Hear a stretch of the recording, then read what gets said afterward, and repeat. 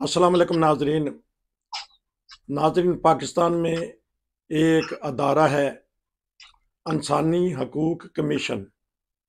उसके एक मेंबर हैं मेरे साथ। हालिया में एक उन्होंने सर्कुलर जारी किया है, उस पर मैं बात करूंगा। जी अस्सलाम वालेकुम। जी वालेकुम अस्सलाम। सर, ये एक सर्कुलर जारी हुआ है जिसमें उन्होंने इतराफ़ किया है कि पाकिस्तान में जमात अहमदिया के जो अफराद हैं उनको तंग किया जा रहा है, या बाज़ मामलात में जो उनके हकूक़ हैं उनको नहीं दिए जा रहे। इस किस्म की कोई खबर है या सर्कुलर है? ये बताइएगा कि इसका मकसद क्या है जारी करने का? किसी का दबाव था? और अगर ये हक पे ही मुबनी है तो इंतज़ामिया और पुलिस और हुकूमत ये फिर क्यों नहीं इस बात पे तवज्जो देते? जी बताइएगा। जी वालेकुम सलाम। देखिए, मैं सबसे पहले एक बात क्लियर करना चाहता हूँ कि मैं एचआरसीपी का मेंबर हूँ, एचआरसीपी का तर्जमान नहीं है। एचआरसीपी का एक अपना जो मौक़िफ़ होता है वो उसका अपना इदारा खुद ही देता है। जी और अब किसी भी मेंबर को इस तरह अलाउ नहीं होता है कि वो उस पे कोई बात करेगा। मैं अगर कोई बात कर रहा हूँ तो मेंबर आना मेरा तारफ़ है, लेकिन कभी मैं एचआरसीपी के मौक़िफ़ को जो है वो उसका तर्जमान ही बयान करे तो ज़्यादा बेहतर होता है। जी दूसरी बात ये है कि ये जो नोटिफिकेशन को कह रहे हैं या ये प्रेस रिलीज है, एचआरसीपी एक पाकिस्तान का बड़ा काबिल कदर, बड़ा काबिल एहतराम और बड़ा एक अहम इदारा है कि जिसके इंसानी हकूक़ पे बड़ी खिदमत है और बड़ी गहरी नज़र रखता है। वो मुख्तलिफ इवेंट्स, वो इंडिविजुअल भी हो सकते हैं, वो मुख्तलिफ इदारों के भी हो सकते हैं, वो किसी कम्युनिटी के भी हो सकते हैं।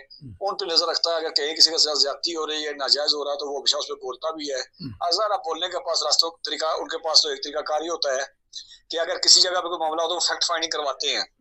फैक्ट फाइंडिंग के लिए 2-4 मेंबरान अपने भेजते हैं, और चेक करते हैं कि ये मामलात क्या हैं, फिर रिपोर्टिंग होती है। सेकंडली ये होता है कि जब कोई खबर उनके पास है उसको प्रेस रिलीज जारी करते हैं, तो ये भी प्रेस रिलीज जारी किया गया है। इससे पहले मुझे याद है कि आज से 3-4 माह पहले एक फैक्ट फाइंडिंग भी हुई थी कि जो अहमदिया मसाजिद गिराई जा रही हैं, उनके जो मीनारे गिराए जा रहे हैं, उन पे हमले हो रहे हैं, उस पर भी एचआरसीबी ने फैक्ट फाइंडिंग करवाई हुई है। और उनके पास कंक्रीट मालूमात इस तरह की है कि इस तरह के मामलात हो रहे हैं और बड़ी गहरी नजर भी है। और हमेशा उन्होंने वक्तन फक्तन अपनी तशवीश का जिक्र भी करते रहे। हम अगर कल वाले इस प्रेस रिलीज की बात करें तो ये बड़ी हकीकत है, तस्लीम शुदा बात है। इंसानी हकूक के इदारे हों या इंसानी कंसर्न वो लोग जो इंसान हकूक की सुपरमेसी की बात करते हैं, मुल्क के अंदर ना ला इन्फोर्समेंट की जो है बहाली की बात करते हैं, मुल्क के अंदर अमन की बात करते हैं, मुल्क के अंदर तमाम इंसानों को बराबर हकूक की बात करते हैं, वो हमेशा ही इस पे बात भी करते रहे हैं और उनका कंसर्न भी रहा है। अब इसका दूसरी तरफ चले जाते हैं कि इदारे क्यों नहीं करते हैं। तो देखिए, बात ये है कि जो हमने पहले भी एक प्रोग्राम में कहा था कि जो इस तरह के मजहबी जत्थे जो है वो इदारों के और पाकिस्तान की एस्टेब्लिशमेंट की तरफ जो तकरीबन 7 ईयर की एस्टेब्लिशमेंट जो चल रही है पाकिस्तान में काबिज है, ये उसी के पाले होते हैं और उन्हीं के मर्जी से चल रहे होते हैं। वो उनको कभी बटन ऑन होता है, वो बाहर आ जाते हैं, कभी वो अपने जाके वो उसमें काउंसिलों में वापस छुप जाते हैं। तो ये उनके पाले हुए हैं। एचआरसीपी एक इंडिपेंडेंट इदारा है, उसका हुकूमत के मौकों से कोई तल्लक नहीं होता है। वो तजवीज़ दे सकता है, वो कह सकता है, वो सालाना अपनी रिपोर्ट छापता है, उसमें वो कह देता है कि साहब ये नाइंसाफी हुई है। मुख्तलिफ मेंबरान जो असम्बली के होते हैं या जो असम्बली के मेंबरान है, कुछ बहुत सारे अच्छे लोग जो है, सुलझे लोग जो हमारे मेंबर भी है एचआरसीपी के, वो प्रोग्राम में होते हैं, तो वो बात का निशानदेही कर रहे होते हैं। लेकिन मामलात यही है कि इस हुकूमत के मामलात ही कोई अजीब से हैं। जिस तरह सिंध में हमला हुआ है, अमरिया के मसाजिद पे हमला हुआ, सांगड़ में हुआ, फिर पुरखास में हुआ, कराची के अंदर डे लाइट में हुआ, लेकिन बिलावल साहब बाहर बैठ के कहते हैं अमन की बात है। पंजाब के अंदर सलसल से हो रहा है, पुलिस जो है वो जाके मीनारे गिरा रही है। देखिए, बात यह है कि बाज मसाजिद या बात गलत वो हैं जो 100 साल पुरानी है, यानी पाकिस्तान से भी 30-40 साल 50-60 साल पहले बनी हुई है, तो उनके गिराए जा रहे। इसी मुल्क में उलमा भी रहे, इस मुल्क में बड़े बड़े स्कॉलर भी रहे, बड़े बड़े मजहब रखने वाले भी रहे, लेकिन शायद उनको इतना बड़ा मसला था जितना ये एक मखसूस जत्था जो खातम रिजवी का बनाया हुआ है तहरीक लब्बैक के नाम से, ये हमलावर हो रहा है और जगह जगह। और मेरा जाती ख्याल है कि हमला करने की वजूहत ये है, जो मुझे मैं अपनी जाती कैपेसिटी में कह सकता हूँ कि इनका ख्याल है कि रिटेलिएशन होगी किसी जगह पे जिसे हमला करने जाएंगे तो मुमकिन है कि किसी जगह पे हमें वापस जो है वो उस रोका जाए। तो रोकने के बाद ये है कि मैं एक बड़ी अहम चीज की निशानदेही कर रहा हूँ कि रोका जाएगा तो हम फसाद को मुल्क के अंदर जो है वो जिस तरह 53 में हुआ, 74 में हुआ, इस तरह के हालात पैदा करेंगे। और ये बरदम इंसानी हकूक के जितने इदारे हैं, तंजीमें जितनी भी है जो इंडिपेंडेंट काम करने वाली, उनके पास ये मालूमात भी आ रही है और रिसीव भी हो रही है और उनको पता भी है कि माहौल बना जानबूझ के बनाया जा रहा है। और जो इस्तारे हैं वो इलेक्शन में मतलूबा ताज हासिल करने के लिए इस तरह के जत्थों के पीछे खड़े हैं। वक्त जो है वो उनके हाथों जरमाल हो चुकी है, पुलिस है या इदारे जो है वो उनके मामन बने हुए, तो कुल मिला के तस्वीरें बनती है। अच्छा, तो आपने बड़ी जबरदस्त किस्म की अच्छी गुफ्तगू कर दी। तो इधर प्रेस रिलीज होती है, इधर ही जेलम में अभी हालिया में 2-3 दिन पहले ऐसा वाक़या हो जाता है। हालांकि जेलम की सरजमीन ऐसी है, जो समझदार लोग हैं, इस्लामाबाद के करीब है, तो प्रेस रिलीज का क्या फायदा है? इधर से वो प्रेस रिलीज जारी करते रहेंगे, इधर से हमले होते रहेंगे। देखे ना, वो उसके पास तो कोई रास्ता है नहीं है कि ऐसा डंडा तो है नहीं है, फोर्स तो उसके पास है नहीं है कि वो किसी रोके। वो यही है कि वो अपना एहतियात जो है वो रिकॉर्ड करवा सकती है, दुनिया को बता सकती है कि ये हो सकती हुआ है। मैंने कहा उसने फैक्ट फाइंडिंग करवाई है पहले, उसने इन सारी बातों के पास उसके पास कंक्रीट मालूमात मौजूद है किस तरह का हो रहा है। उसको मालूम है कि एचआरसीबी को कि कौन कर रहा है, किस तरह की तंजीमें कर रही हैं, उनके मकासद क्या है, उनके पीछे कौन सा खड़ा है।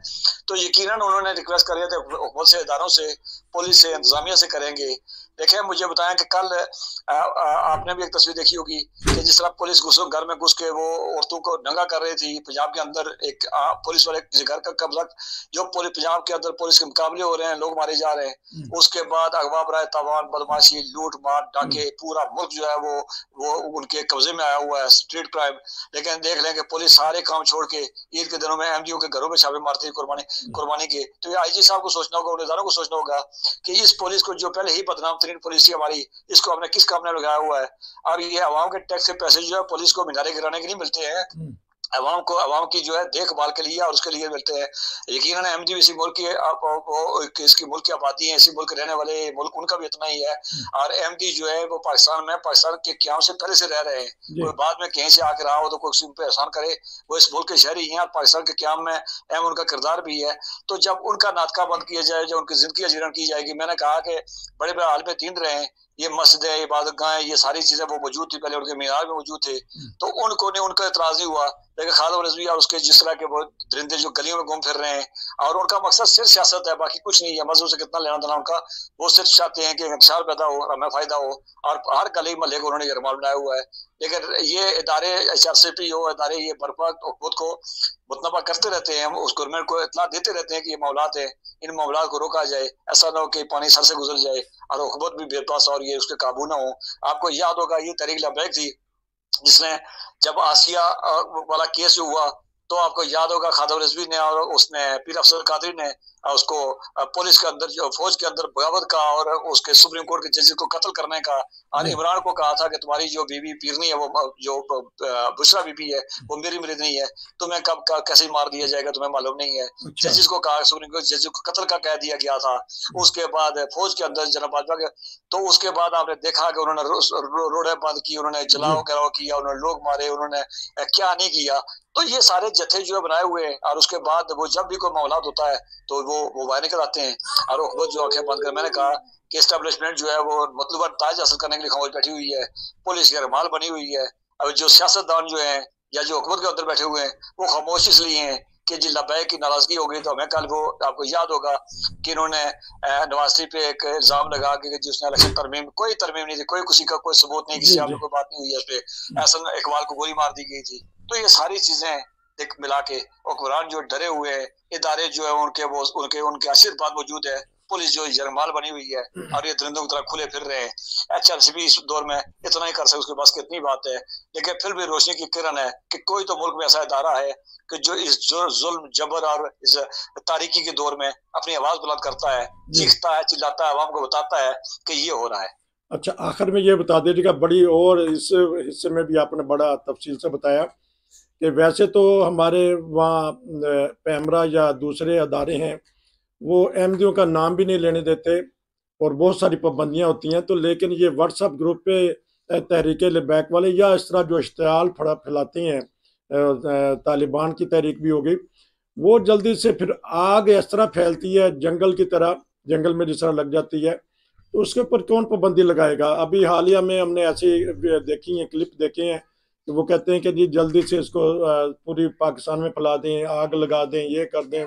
इसके ऊपर कौन पाबंदी लगाएगा? वैसे अहमदियों का नाम लेना भी पाबंदी है। बार बार निशानदेही इदारों की तरफ कर रहा हूँ, बार बार इदारों की तरफ कर रहा हूँ कि इदारे जो है, मैं इदारों की बात कर रहा हूँ, मैं उसमें सब इदारों की बात कर रहा हूँ कि जिन इदारों की एक इदारे कुछ जो है वो उनकी आशीर्वाद है, जो खामोश हो, जिसकी जिसकी जिसकी मसलत है तो खामोशी हो, तो वो भी उस जुर्म में बराबर शरीक होता है। तो वो तमाम इदारे शरीक है कि जो इस तरह के जालत जिन्होंने परवान चढ़ा रहे हैं, जिनकी जिम्मेदारी है वो रोक नहीं रहे हैं, जिनकी जिम्मेदारी है कि उसकी तशरीह को रोके वो रोक नहीं रहे हैं, तो तमाम इदारे जिम्मेदार हैं।